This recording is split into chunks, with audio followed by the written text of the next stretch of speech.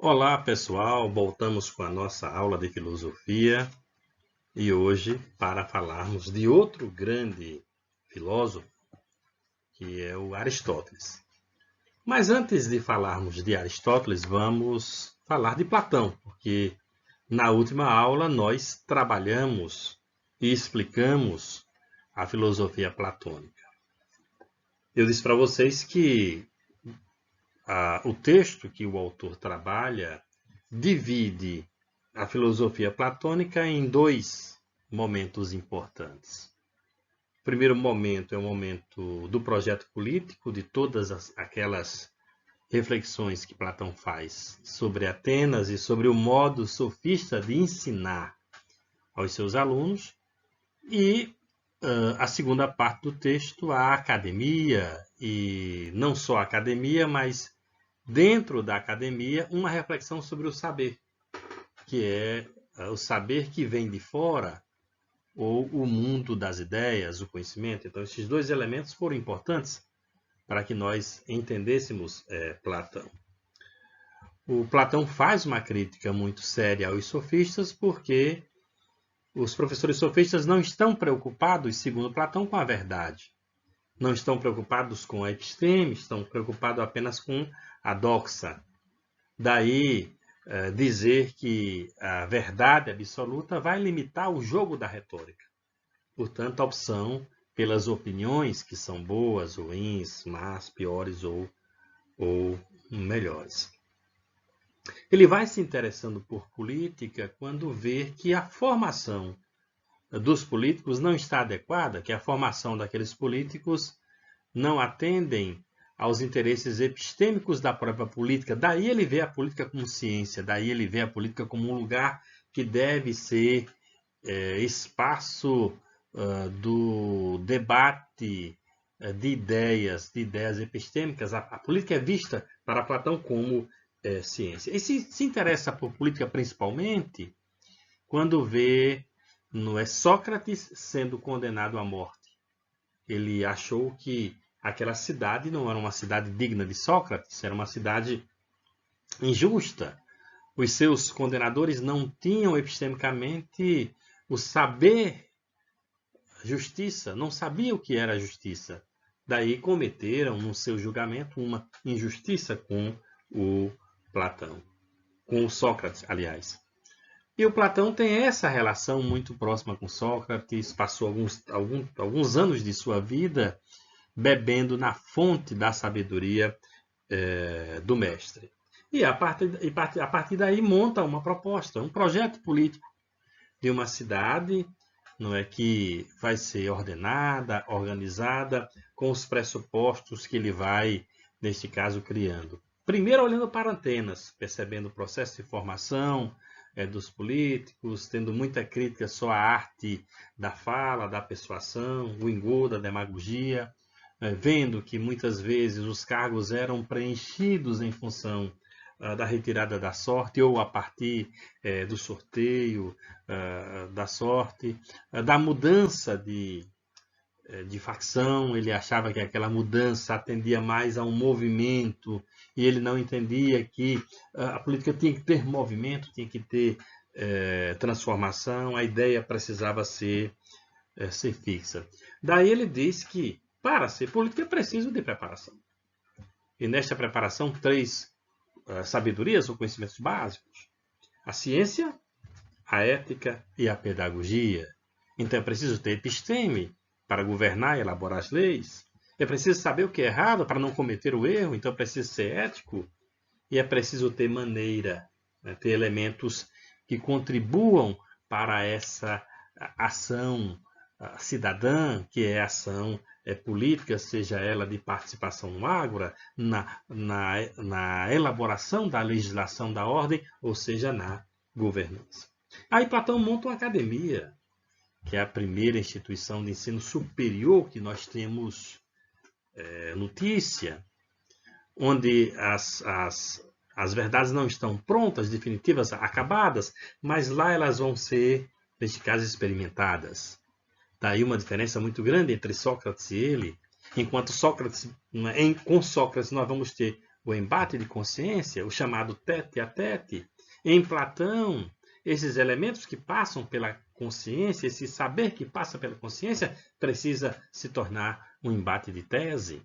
Ou seja, esse saber precisa ser experimentado na própria academia. Daí ele monta essa instituição que tem essa obrigação com o saber epistêmico, mas também preocupado com os destinos políticos de Atenas. Este lugar, a academia, é um lugar de preparação dos jovens para o exercício da política. Porque, como eu disse para vocês, ele só entende os políticos com formação, e com formação mínima superior. Tem o método platônico, né? Nós falamos aqui do método platônico, e ele é responsável por estabelecer o método hipotético, ou seja, para se chegar a uma verdade, percorrem-se todas as hipóteses, até chegar a uma não hipótese, ou seja, até chegar à causa primeira ou à causa geradora do fenômeno. Daí termos, na metodologia científica, o que a gente chama de problema, ou seja, pergunta de pesquisa, o questionamento ao assunto. E, por fim, nós vamos ter, na segunda parte do texto, que é o mundo das ideias. Ele vai dizer nada é original. Por que nada é original? Porque tudo já vem, não é pronto, acabado em termos conceituais desse espaço ou desse lugar, onde todas as formas, todas as essências, todas as ideias já estão. Ou seja, o conhecimento é algo exterior ao ser. Aliás, nem existe conhecimento. O que existe é reconhecimento ou lembrança dessas formas ou desse conhecimento que existe fora de nós. E por que nós conseguimos, por exemplo, construir uma cadeira, fazer de uma árvore uma cadeira? Porque a alma que se aloja no corpo, ela tem memória, ou ela tem remissência, tem retorno. No esforço intelectual, ela volta a lembrar-se dos conceitos do mundo das ideias. E aí dá forma às coisas. As pessoas vão dando forma às coisas. Mesmo que essas coisas não sejam perfeitas, porque elas são modelos.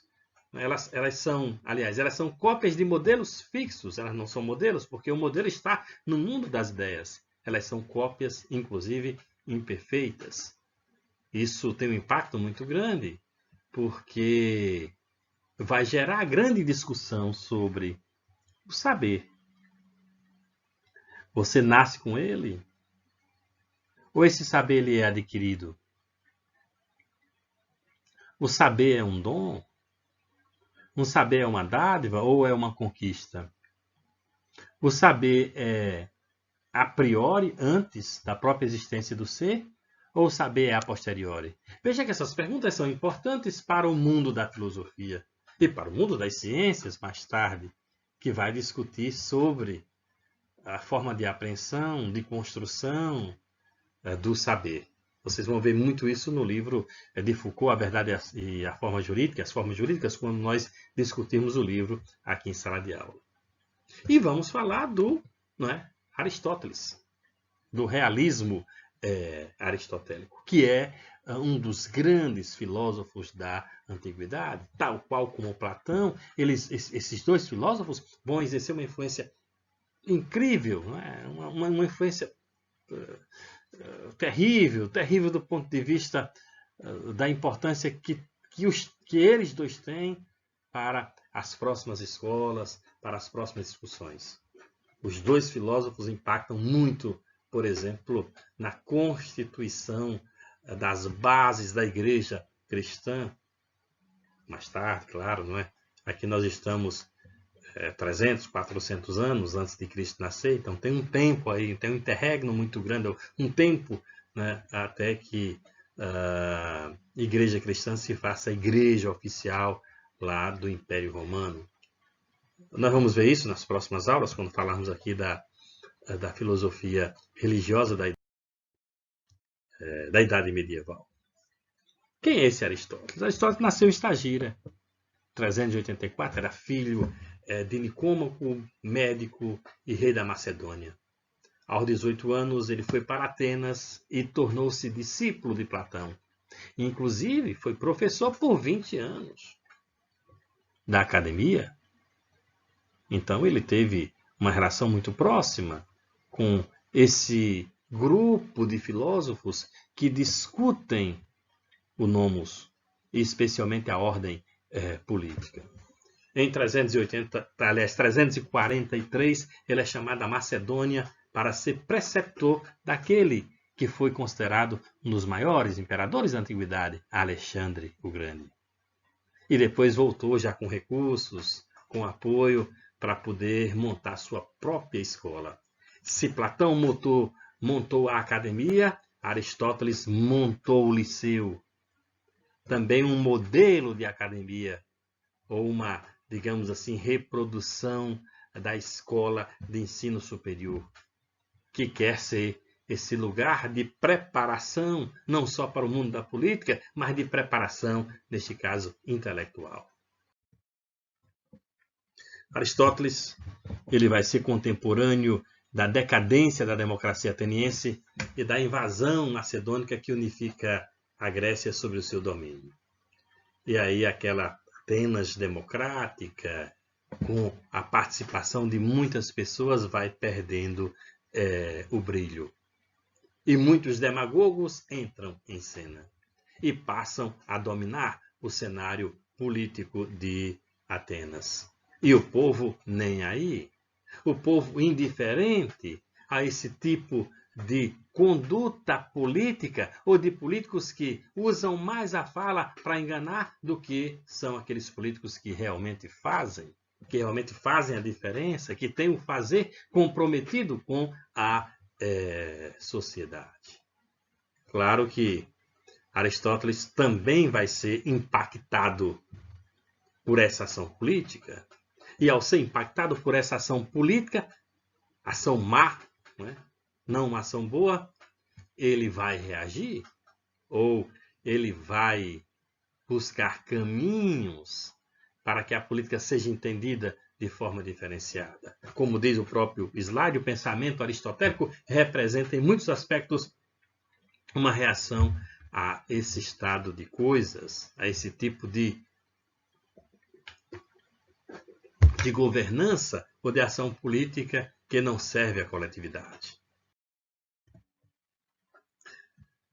20 anos com Platão, mas não seguirá boa parte das ideias do seu mestre, então fará críticas a Platão.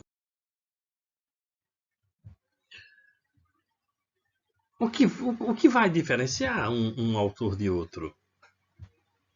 Ele vai dizer, aquele mundo das ideias, aquele lugar onde os conceitos ficam depositados, aquele lugar onde as almas estão convivendo com os conceitos. Ao invés de explicar, complica. Essa coisa não explica o movimento dos entes materiais.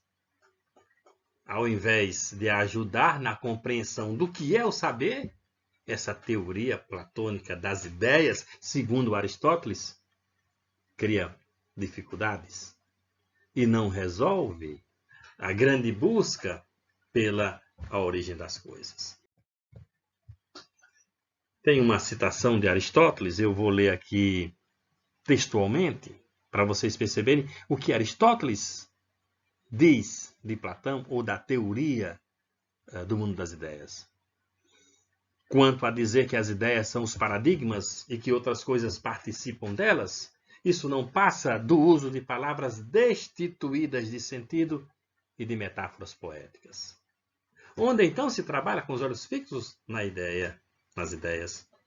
Pode acontecer com efeito que algum ser exista e se torne semelhante a um outro, sem que por isso tenha sido modelado a partir desse outro.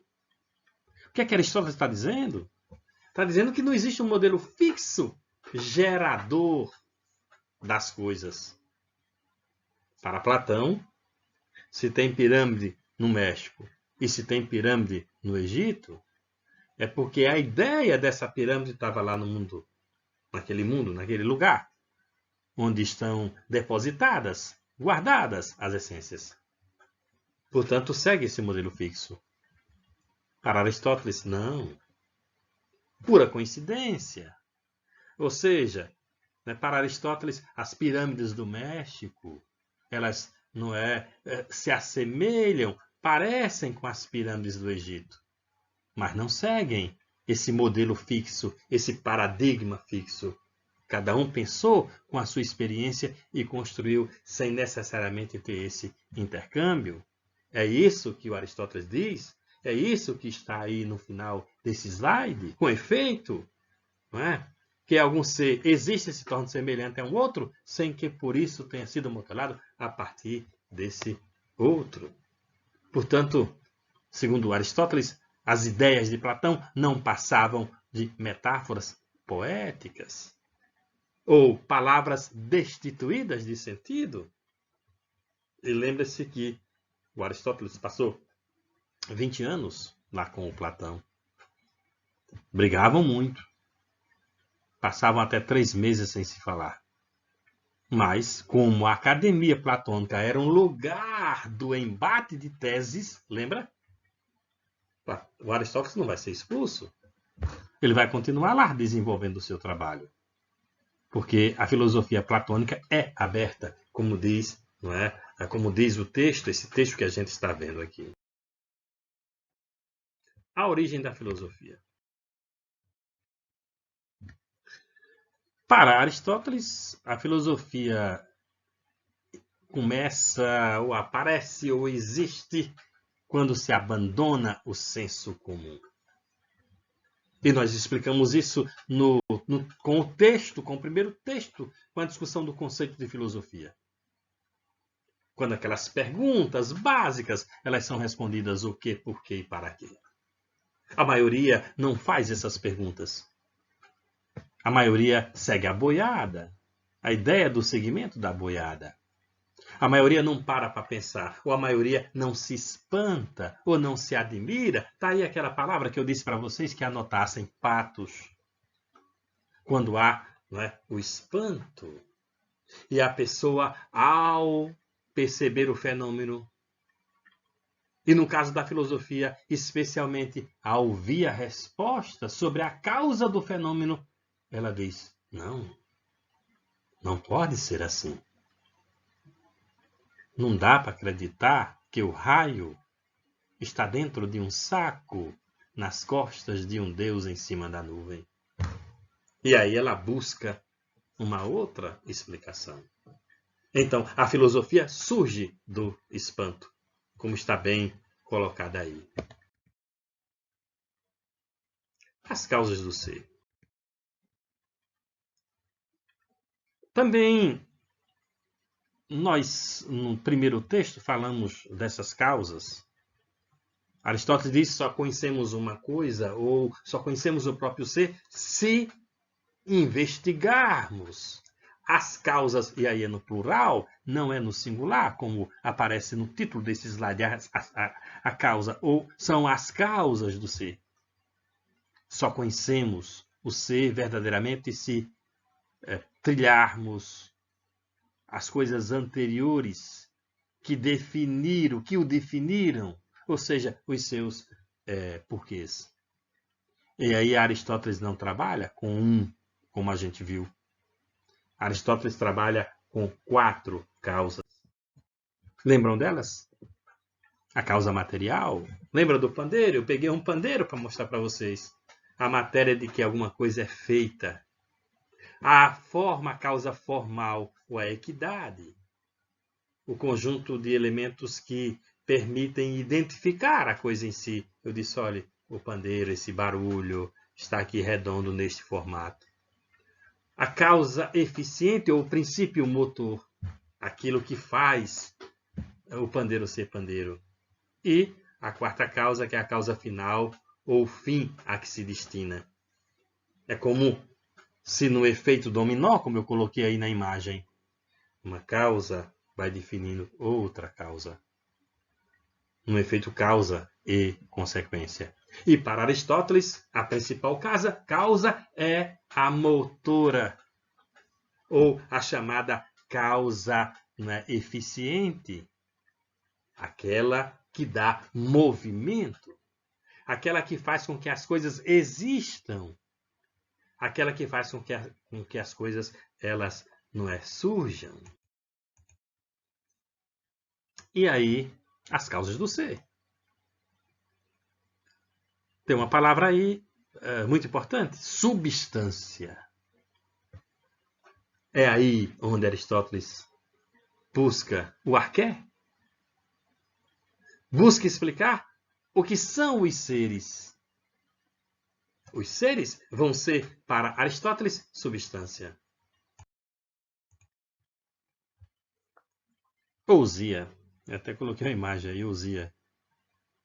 O ser pode ser dito em diferentes sentidos. É um conceito análogo. O primeiro desses sentidos é que o ser em si mesmo é substância. E todos os seres são substâncias. Inclusive, o ser gerador de todos os outros seres, que a gente pode chamar de primeira substância. É ali onde está o arqué. Então, o primeiro elemento é o que é o ser. O ser é ousia. O ser é substância. E aí vamos dividir, aliás, Aristóteles é quem faz essa divisão, nos dois tipos de substância. A substância simples e a substância composta. E aí ele traz Deus, mas não Deus religioso. Creio eu que ele denominou apenas, utilizou essa palavra Deus para defini-la como uma substância simples, como uma substância geradora.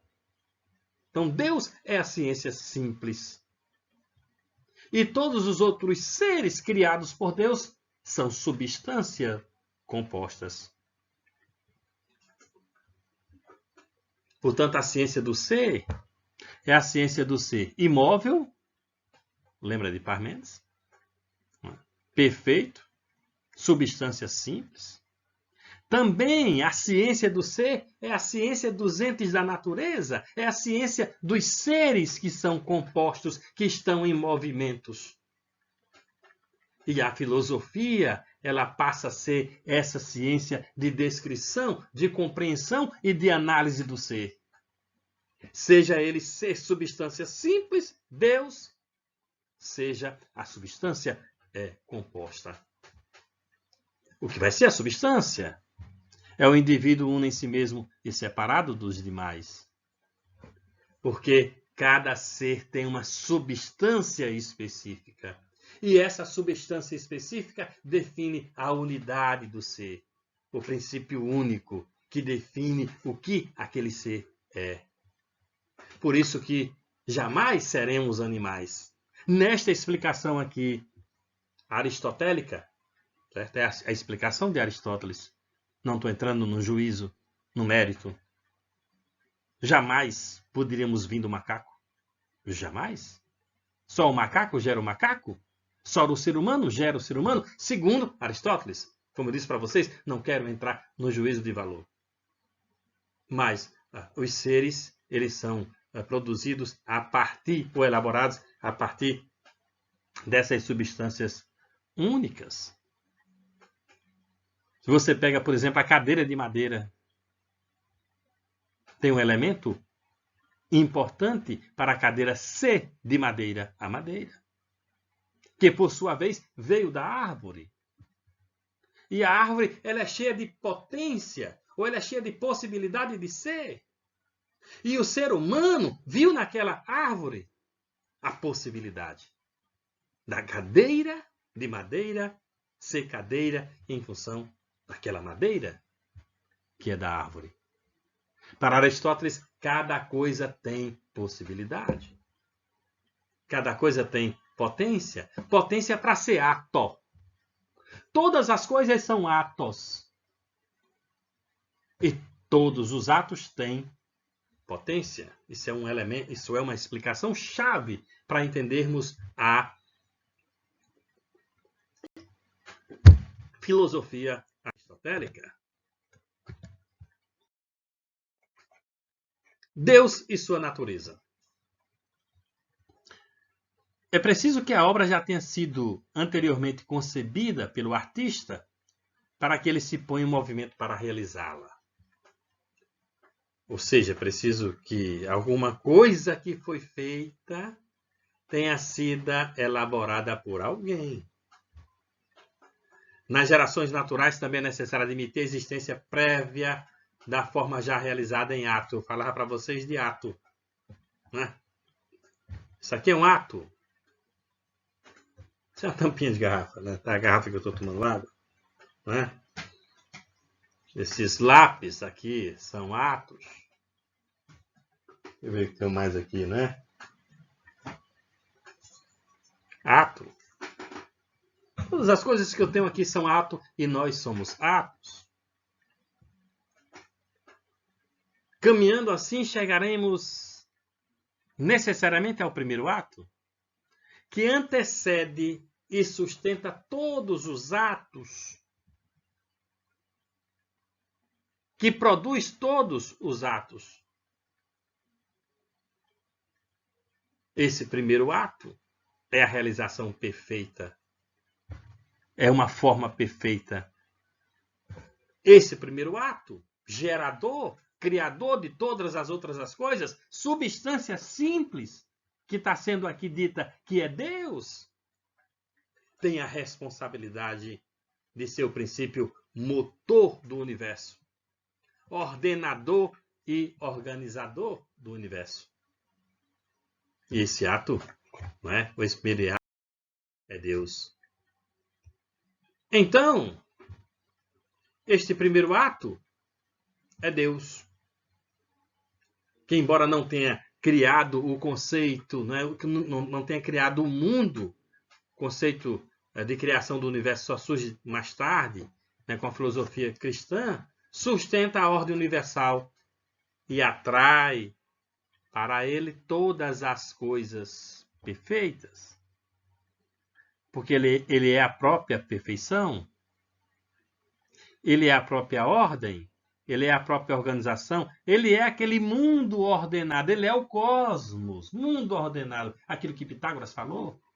Ou ele próprio criou esse cosmos, esse mundo, não é, ordenado.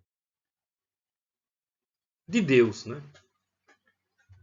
Veja que quando estamos falando de Deus, eu sempre lembro isso para os meus alunos, que Aristóteles criou uma ciência chamada teologia, estudo sobre Deus, que mais tarde a religião se apropria dessa ciência. De Deus deve ser excluído tudo aquilo que implique imperfeição, limitação ou divisão. Um ser perfeito também não comporta nada de acidental ou de potencial. Assim, Aristóteles afirma que essa substância subsiste no gozo de si mesma, na felicidade absoluta de uma autocontemplação eterna. Esse ser absolutamente perfeito só pode ser pensamento que se pensa a si mesmo. Eterna imobilidade da consciência que repousa na plena posse de si mesma. E aí vem o problema. O problema ou a solução? Não é? Quando eu digo problema, já emito um juízo de valor. Ideal inalcançável, mas sempre buscado pelos demais seres submetidos à limitação da matéria e à divisão interior. Veja que nós temos dois tipos de seres. O ser limitado, divisível, mortal, perecível, que se acaba. E temos o ser simples, a substância simples, que, para Aristóteles, teve apenas, ou tem, né? Tem duas responsabilidades. A primeira responsabilidade já cumprida, criar as substâncias compostas, criar atos com potência, criar atos com possibilidade. Então Deus fez isso. E já criou. E depois, não é, de criado isso, Deus deixa tudo ordenado, organizado e em harmonia. Então essa substância serve à harmonia de tudo isso. Deixa tudo harmonizado, desculpa. É como pudéssemos dizer que Deus fez as coisas e disse: se virem, eu fiz as coisas com potência. Eu fiz a árvore e fiz o ser humano. Cabe o ser humano conhecer as suas possibilidades, porque o ser humano é ato com potência. Mas cabe também ao ser humano olhar para as árvores e perceber que possibilidades, que potências a árvore gera. E o ser humano precisa conhecer essas potências. Para poder, por exemplo, da casca da árvore fazer um chá. Dos frutos da árvore se alimentar. Ou da própria árvore, depois de seca, fazer fogo. Ou, como eu disse para vocês, uma cadeira, uma mesa, um guarda-roupa, um armário. A árvore está ali com possibilidade. E o ser com consciência pode perceber essas possibilidades.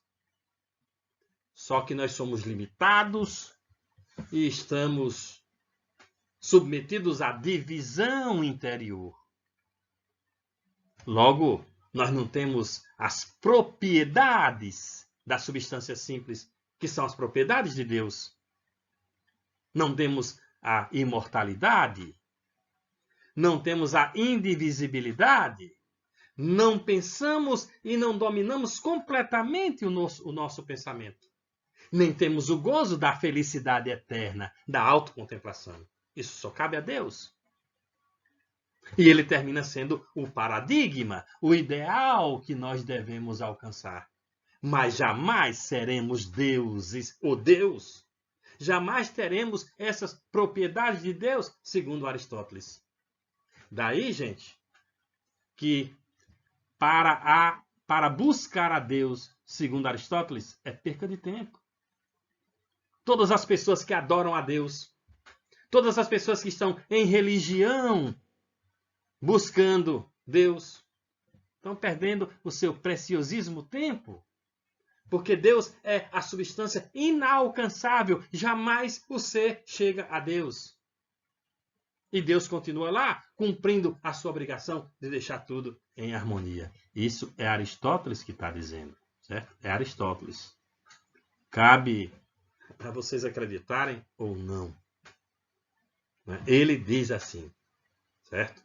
Não precisamos também concordar com ele, no sentido de dizer que religião é besteira, é perca de tempo. Para ele é. Para ele é, já que esses ideais são inalcançáveis.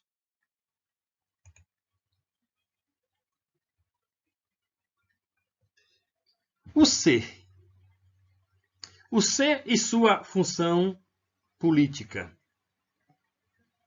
O ser é um animal político? O ser é uma pessoa que tem as possibilidades de organização, de elaboração, de controle sobre suas leis, sobre sua ordem.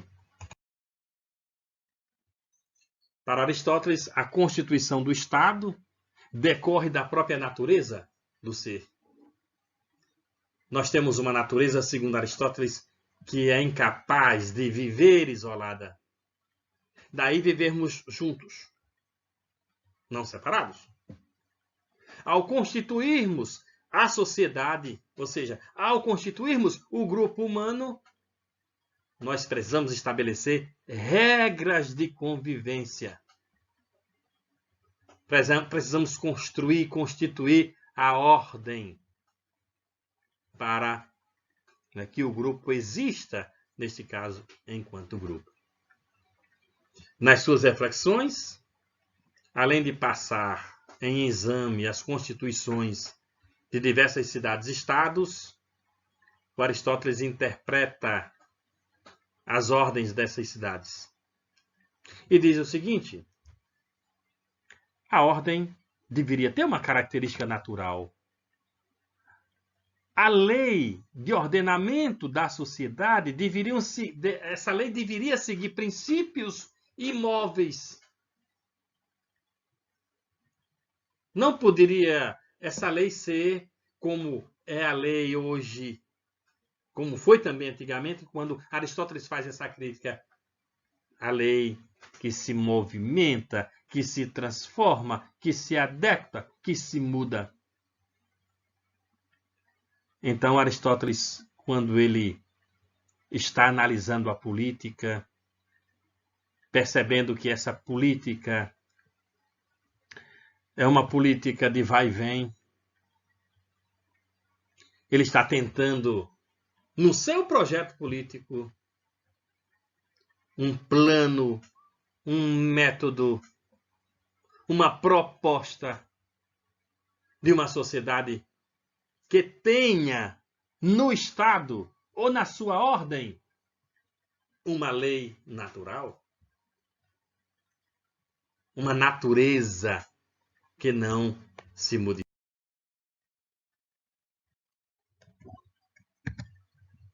Assim como a natureza do universo se rege por leis eternas e imutáveis, também o Estado, embora dependente das ações e decisões humanas, deveria ser regido segundo uma Constituição que traduza tanto quanto possível a natureza do Estado.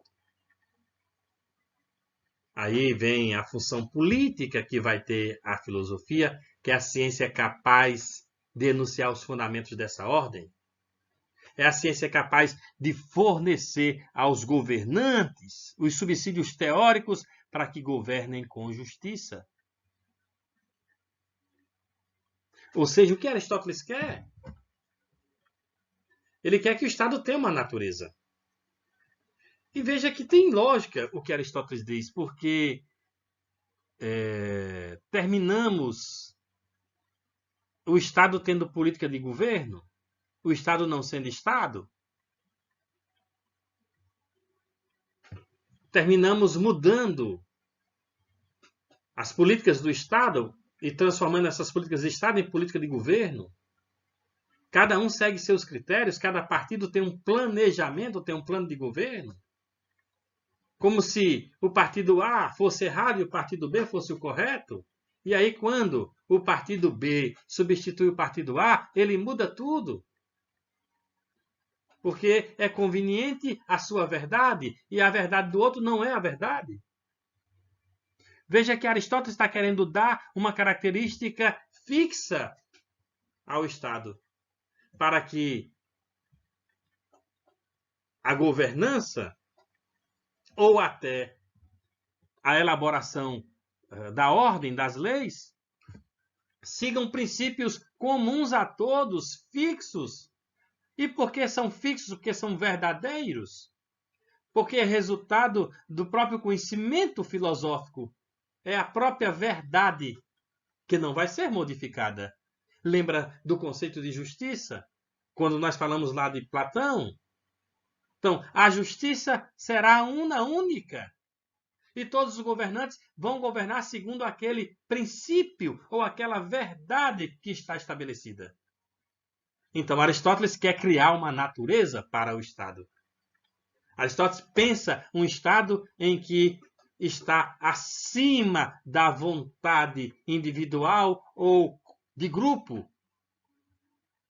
Lembremos aqui de Protágoras, quando dizia que o homem é a medida. Para Aristóteles, não. A medida está para o homem. Então, o Estado está para a sociedade. O Estado está para a governança. O Estado está para a ordem. Porque o Estado é o Estado e tem os seus princípios norteadores fixos, já elaborados pela filosofia, que é a ciência também responsável por dizer de que forma se governa, de que forma se legisla, de que forma cria-se a ordem. Tem lógica, como eu disse para vocês, tem lógica. Não vou concordar 100% com Aristóteles, mas o quanto de grana não se gasta neste negócio de política de governo? Quanto de grana não se gasta? Antigamente, quando o prefeito ganhava, mudava até a cor dos prédios públicos. Gastavam dinheiro com tinta amuado. Porque aquele prefeito queria imprimir a marca dele, a marca pessoal dele. Então, uma hora é verde, outra hora é azul, outra hora é vermelho. Para Aristóteles, isso não deveria ocorrer. Porque se tem uma cor, é uma cor. Independe da vontade de alguém, esta cor. Da vontade pessoal de alguém. Como também as políticas, que devem ser fixas. E que se mudar, como eu falei para vocês, de partido A para partido B, aquela política continua porque ela é justa e verdadeira. Porque ela não representa a vontade de alguém, mas ela representa o interesse de todos, o interesse da coletividade. Portanto, Aristóteles quer determinar no Estado uma natureza que seja fixa e que seja regido como é regida ou como são regidas as leis da physis, que, neste caso, não se modificam.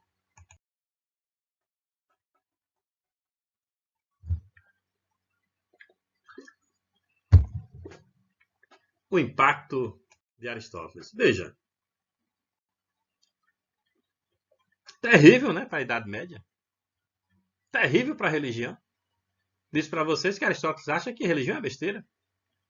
Então, aquela página do livro que Aristóteles está fazendo teologia, aquelas páginas, elas são coladas ou têm veneno. Que se a pessoa pegar lá na Idade Média, morre. A igreja jamais vai admitir que essa leitura seja feita. Claro que nós vamos ter aristotelismo na Idade Média, seguindo a conveniência, não é, de padres e de teorias da própria igreja. Vai ter impacto nesse sentido. Porque para Aristóteles, perder tempo, religião. Não existe a possibilidade do encontro do homem com a divindade.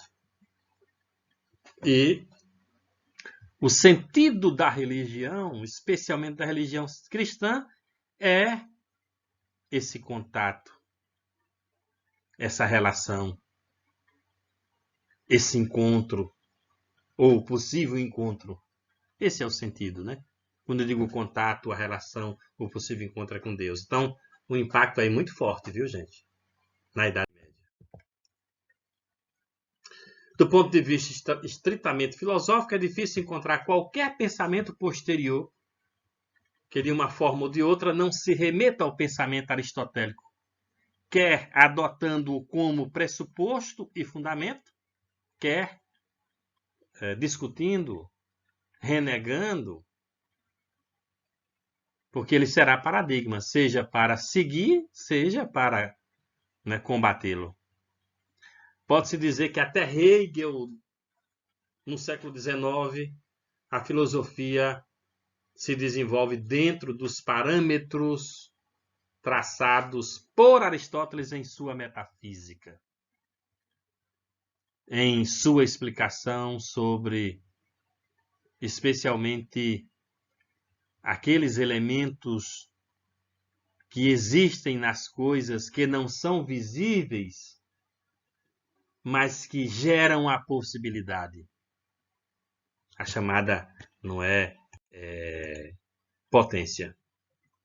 Por sua gigantesca influência no domínio da ciência, teologia estética, política, a filosofia de Aristóteles é considerada como uma das maiores. Não tem como pensar o Ocidente se não pensar com os elementos adotados por Aristóteles. A própria compartimentalização do saber. nós hoje sabemos por compartimento, não é? A gente tem, quando a gente está lá no ensino médio, vê biologia, física, química, vê português, matemática, sociologia, filosofia, história, geografia. Quem montou essa estratégia foi Aristóteles. Ele disse, é preciso separar o saber por competência ou por área de saber. E ele faz isso. Se nós tínhamos um Platão que constrói uma academia, ou o primeiro exemplo de universidade, nós temos um Aristóteles que pega esse conhecimento da academia e compartimenta, faz os seus compartimentos. E é importante que quanto mais compartimentado vai estar, melhor para compreender na sua miudez, né? Na sua especificidade. Tem um outro elemento muito importante, Aristóteles, vocês vão ver nos vídeos que eu vou deixar na plataforma. Ele é um filósofo da linguagem. Ele diz que é preciso pensarmos com lógica. E pensar com lógica é não ferir o que ele chama de princípio de não contradição. Você não pode ferir isso. Por exemplo, isso é uma garrafa. Garrafa é garrafa. Então, eu não posso afirmar que uma coisa é já determinando o seu contrário. O que é, é. Isso é uma garrafa e não é uma caneta. Caneta é caneta, garrafa é garrafa. Nós não podemos trabalhar com o princípio da não contradição. E aí isso é muito importante. Por exemplo, no mundo da política, ou você é ou você não é. Não dá para você ser uma coisa hoje e amanhã ser outra. Pense no princípio da não contradição. Então, uma coisa só pode ser afirmada ou desafirmada uma vez, num determinado sentido. Ou é ou não é. É o chamado princípio da não contradição. E Aristóteles vai trabalhar com esse princípio. E vai dizer que o nosso pensamento, o nosso ordenamento interno precisa ser organizado em função desta lógica. Senão, a gente começa a viajar. Senão, o pensamento começa a criar coisas que não existem. E o pensamento, ao criar coisas que não existem, bagunçam a atitude. Então, a atitude do ser será também bagunçada a partir deste desordenamento mental. Por isso que é preciso pensar com lógica. E pensar com lógica é encadear. Como vai dizer um filme, um vídeo que eu vou deixar para vocês na plataforma, não é? A lógica são como os elos de uma corrente que vai determinando a compreensão do saber. Se você quebra um elo daquele, bagunça a compreensão. Por isso é necessário pensar com lógica. Então, o Aristóteles é essa figura que tem um impacto muito grande na ciência da linguagem, na ciência filosófica, na chamada metafísica, nesses elementos que estão para além do mundo sensível. É o filósofo que acredita também no mundo sensível, que valoriza os elementos do sentido, mas também valoriza a racionalidade, que não tem desconfiança com o corpo, porque ele sabe que o corpo é a substância transformável, composta em movimento, que não trabalha com a ideia de alma, mas sabe que a racionalidade que existe dentro dos seres humanos tem potência. É ela que vai determinar o movimento, a identidade das coisas. Para Platão, o conceito de garrafa estava lá no mundo das ideias.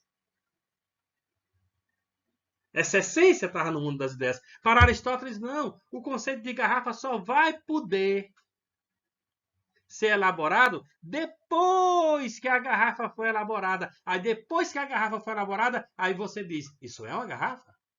Então, o conceito das coisas está dentro das coisas. O conceito das coisas não está fora das coisas. Para Platão está fora, para Aristóteles está dentro. E esse conceito vai sendo formulado a partir das experiências que as pessoas vão tendo com as coisas. Daí elas vão nominando, elas vão conceituando, elas vão definindo. É isso que Aristóteles diz. Os conceitos surgem a partir desta relação, a partir da experiência do ser com as coisas. Daí cadeira só pode ter sido possível ser cadeira depois de elaborada a cadeira. Perceberam uma diferença gritante entre dois filósofos, entre o Platão, que acha que tudo está fora, e aqui o Aristóteles, que entende que tudo, não é, está dentro. Portanto, não é, Aristóteles é tributário desse legado em várias áreas do saber, seja na divisão, compartimentação, na teologia, na metafísica, na ciência política. Ele é esse grande filósofo que vai deixar um legado muito forte, muito importante para a sociedade do Ocidente. Bem, era isso, a aula do Aristóteles.